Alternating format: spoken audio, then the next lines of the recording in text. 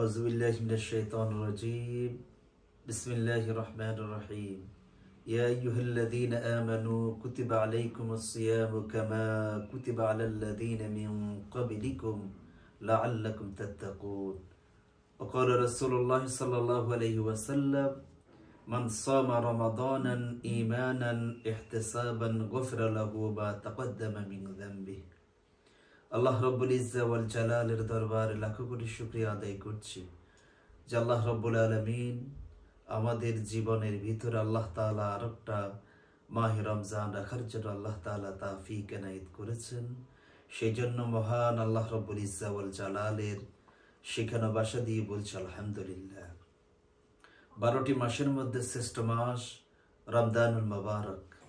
বিশ্বনবী মুহাম্মদ সাল্লাল্লাহু আলাইহি ওয়াসাল্লাম মাহে রমজানের আখির শাবানে তিনি খুতবা পেশ করেছিলেন।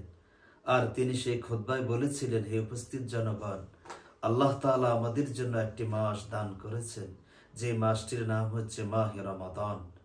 রমজান শব্দটি রমদুন শব্দ থেকে এসেছে, যার আবিধানিক অর্থ হচ্ছে জ্বালিয়ে দেওয়া, পড়িয়ে দেওয়া, বর্ষ করে দেওয়া। অর্থাৎ মাহে রমজানে যারা নিজেদের জীবনে অনেক গুনার সাথে জড়িত হয়েছে, লাকড়ি যেইভাবে জ্বালিয়ে পুড়িয়ে বর্ষ করে দেয়, মুমিনের জীবনের যত গুনাহ আছে মাহে রমজানের রোজাগুলো যদি সঠিকভাবে আদায় করে, আল্লাহ তাআলা তাদের জীবনের সমস্ত গুনাহ খাতা মাফ করে দেন। এই জন্য আল্লাহ রাসূল বললেন, মান সামা রমাদানান ঈমানান ইহতিসাবান গুফিরা লাহু মা তাকদ্দামা মিন যামবিহি। যে ব্যক্তি ঈমান এবং ইহতিসাব অর্থাৎ সওয়াবের নিয়তে রমজানের রোজাগুলা রাখবে, আল্লাহ তাআলা তাদের পিছনের জীবনের সমস্ত গুনাহ খাতা মাফ করে দিবে। আল্লাহ তাআলা কোরআনে হাকিমের ভিতরে নামাজ, রোজা, হজ, যাকাত, সাদকা, ফিতরা এর বিষয়ে আল্লাহ তাআলা আলোচনা করেছেন। 5 ওয়াক্ত নামাজ, যোহরে কয় রাকাত, আসর কয় রাকাত, মাগরিবে কয় রাকাত, এটা কোরআনুল কারীমের ভিতরে আসে নাই। হজ করা লাগবে, কিভাবে রমিয়ে জেমার করা লাগবে, সাফা মারা সাই করতে হবে, এটা কোরআনুল কারীমের ভিতরে নাই। যাকাত দেওয়া লাগবে, কত টাকা হলে কত টাকা যাকাত দেওয়া লাগবে, কত মন দান হলে এর কিভাবে বিস্তারিত বিবরণ কোরআনুল কারীমের ভিতরে আসে না। কিন্তু আল্লাহ তাআলা মাহে রমজান এমন একটা ইবাদত, যে সিয়াম সম্পর্কে আল্লাহ তাআলা পূর্ণ ডিটেইলস একটা রুকু আল্লাহ তাআলা আলোচনা করেছেন। আমরা যখন সফরে থাকবো, রোজার আহকাম কি এটা আল্লাহ কোরআনে কারীমের ভিতরে বলে দিয়েছেন। এরপরে যখন অসুস্থ হব, অসুস্থ হলে রোজা কিভাবে রাখবো, রমজানের ব্যাপারে আল্লাহ তাআলা পূর্ণ একটা রুকু আল্লাহ তাআলা আলোচনা করেছেন। হজের চাইতে, রোজার চাইতে, সব কিছুর চাইতে রমজানের রোজার মর্যাদা, ফজিলত আল্লাহ তাআলার কাছে বেশি। এজন্য আল্লাহর নবী স্বয়ং আল্লাহ তাআলা হাদিসে কুরসির ভিতরে বলেছেন, আস-সাওমু লি ওয়া আনা আজজি বি ওয়া আনা উজজা বি। রমজান আমার জন্য আর রোজার পুরস্কার আমি আল্লাহ তাআলা নিজেই দিব। অন্য riwayate এসেছে ওয়া আনা উজজা বি, রমজানের রোজা আমি আল্লাহ তাআলা আর কিছু নাই, বান্দা একমাত্র আল্লাহ তাআলার সাথে তার দিদার হয়ে যাবে। এজন্য মাহে রমজান আল্লাহ তাআলা আমাদের জন্য কেন দিলেন? আল্লাহ তাআলা কোরআন হাকিমের ভিতরে বললেন, ইয়া আইয়ুহাল্লাযীনা আমানু কুতিবা আলাইকুমুস সিয়াম কামা কুতিবা আলাল্লাযীনা মিন ক্বাবলিকুম লাআল্লাকুম তাত্তাকুন। আল্লাহ তাআলা বললেন, ইয়া আইয়ুহাল্লাযীনা আমানু, হে ইমানদারগণ, কুতিবা বা মানা ফরদা, তোমাদের উপরে রমজানের রোজা আল্লাহ তাআলা ফরজ করেছেন, যেমনি ভাবে তোমাদের পূর্ববর্তী যত উম্মাহ ছিল সমস্ত উম্মাহর জন্য আল্লাহ তাআলা রমজান ফরজ করে দিয়েছেন। আর কেন আল্লাহ রমজান আমাদের উপরে ফরজ করলেন? লাআল্লাকুম তাত্তাকুন, যাতে করে তোমরা মুত্তাকি হতে পারো।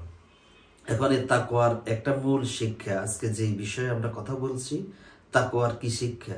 তাকওয়ার রমজানের যে শিক্ষা সেটা হচ্ছে তাকওয়া।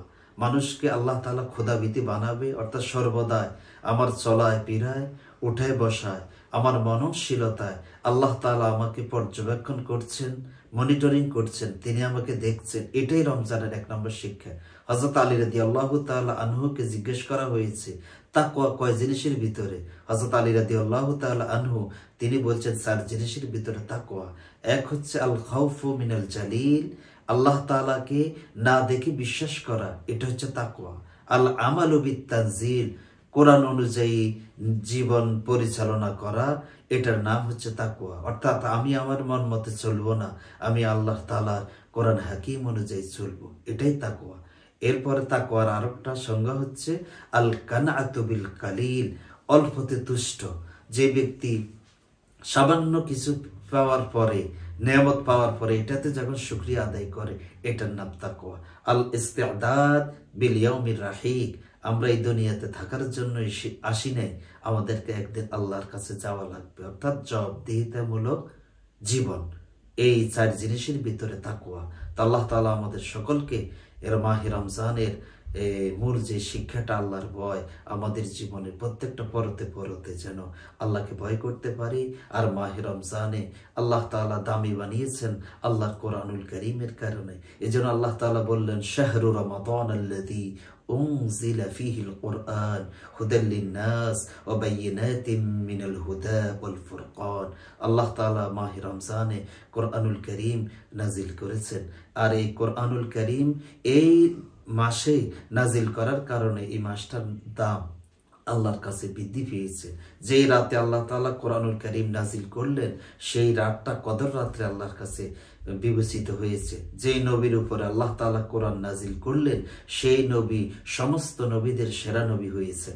এজন্য মাহে রমজানে আমরা যদি আল্লাহর কোরআনুল কারীমকে আঁকড়িয়ে ধরি, তাহলে সমস্ত উম্মাহ চাইতে আমাদের দাম আল্লাহর কাছে বেশি হয়ে যাবে। তো আল্লাহ তাআলা আমাদের সকলকে মাহে রমজানের এই পবিত্র মুহূর্তে যেন আল্লাহকে ভয় করার নীতি অবলম্বন করতে পারি, আল্লাহর কোরআনুল কারীম বেশি বেশি করে আমরা তেলাওয়াত করতে পারি।